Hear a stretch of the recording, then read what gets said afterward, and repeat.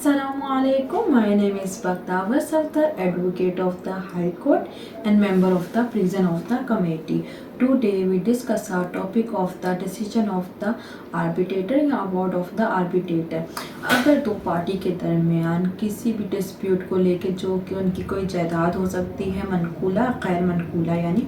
Movable immovable कोई भी distribute होता है और उस डिस्ट्रीब्यूट को हल करने के लिए दोनों पार्टी आर्बिट्रेटर को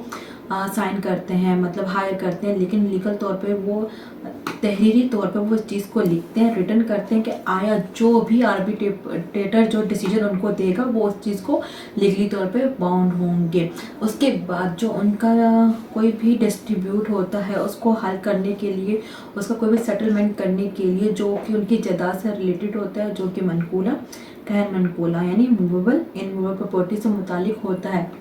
उसकी सेटलमेंट करने के लिए आर्बिट्रेटर कोई भी डिसीजन देता है, तो फिर जो दोनों पार्टी होती हैं वो डिसीजन को लेकर लीगली तौर पे बाउंड होती हैं। दैट में उसके बाद कोई एक पार्टी ये नहीं कह सकती कि मैं इस डिसीजन को नहीं मानूंगी। क्यों? क्योंकि उन्होंने लीगली तौर पर रिटर्न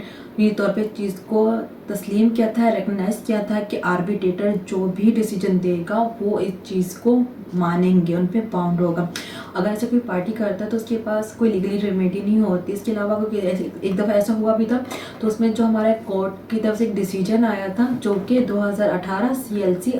827/827 में सिंध की तरफ से था, तो उसके कोर्ट में लाज़मी तौर पर इस चीज़ को वाज़ेह किया गया था कि आया जब दो पार्टियाँ किसी भी डिस्ट्रीब्यूट को लेकर रिटर्न फॉर्म में तहरीरी तौर पर इस चीज़ को तस्लीम करते हैं कि आया आर्बिट्रेटर जो भी डिसीजन देगा इस डिस्ट्रीब्यूट को हल करने के लिए सेटलमेंट करने के लिए वो लीगली तौर पर हम इस चीज़ को मानने के लिए पाबंद होंगे, तो उसके बाद वो अपने उस बात से पीछे नहीं हट सकते और लीगली तौर पर वो आगे कोर्ट से उस चीज़ की रेमेडी को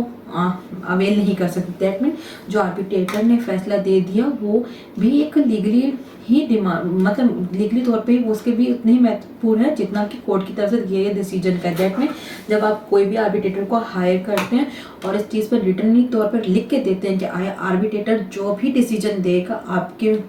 डिस्ट्रीब्यूट्स को हल करने के लिए सेटलमेंट करने के लिए, तो वो लीगली तौर पे आप पर बाउंड होता है। उसके अगेंस्ट आप जाके कोर्ट में कोई सूट फाइल नहीं कर सकता। अगर करते हैं तो फिर अगर कोई आपके साथ फ्रॉड हो गया हो, मिस रिप्रेजेंटेशन हो गई हो, धोखाधड़ी हो गई हो या किसी और तरह से 4BC हो गई हो, तो उसके बाद अगर आप कोर्ट की तरफ रुजू करते हैं तो आया फिर उस चीज़ को कोर्ट आपकी इन डिटेन करेगी और इस चीज़ को फिर कोर्ट देखेगी कि आया कि वाकई आपके साथ कोई फ्रॉड हुआ है कि नहीं हुआ। वो फिर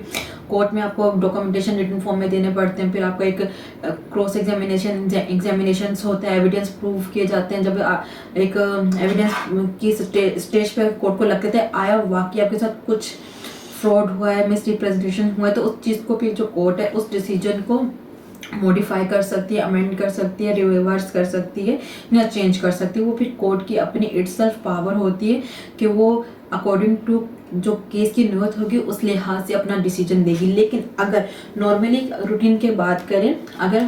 तमाम कानूनी तकाज़ों को मद्देनज़र रखते हुए आर्बिट्रेटर कोई भी फैसला देता है किसी भी डिस्ट्रीब्यूट को सेटलमेंट करने के लिए, तो वो लीगली तौर पर दोनों पार्टी पे बाउंड होगा, वो किसी तरह से उस चीज़ से पीछे नहीं हट सकते। उम्मीद करती हूँ कि आज का टॉपिक आप सबके लिए एक बेनिफिट रहा होगा। इंशाल्लाह आपसे नई वीडियो मिलेंगे किसी नए टॉपिक के साथ। तब तक अपना ख्याल रखें और अपनी दुआओं में मुझे लाजमी याद रखिएगा। खुदा हाफिज़।